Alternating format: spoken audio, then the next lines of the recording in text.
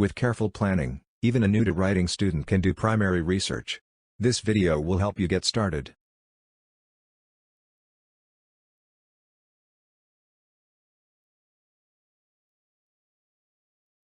Primary research is any type of research that you collect yourself. It is first-hand data collected. Some examples include interviews, observations, surveys, etc. A good researcher integrates both primary and secondary resources in his writing. Primary research can supplement the research in secondary sources such as books and journals. Various types of primary research exist. Interviews. Interviews can be small group question and answer sessions or one-to-one sessions. They provide a lot of information. Surveys. They are more rigid than interviews. They are often conducted when a large number of people are involved.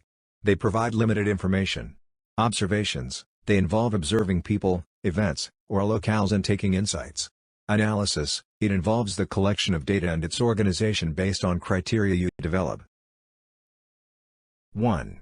Expensive. It is costly. However, the expense depends on the method of primary research used. 2.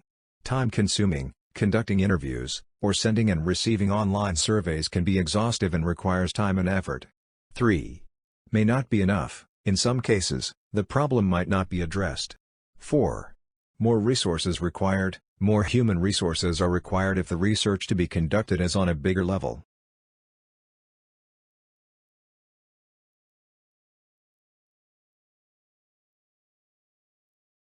You need to consider the following questions when beginning to think about conducting primary research. What is the purpose of the research? What do I want to discover? What research method do I need to use? Also called research method. Who am I going to survey? These people are called your sample.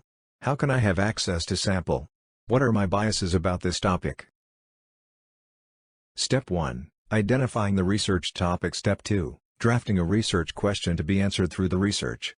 Step 3. Determining the research methodology. Considering the advantages and disadvantages of primary research methods. Step 4. Designing a plan for carrying out the selected research method. Step 5. Determining how you will collect and analyze your data. Step 6. Conducting the research. Thanks for watching the video. Please like, share, and subscribe.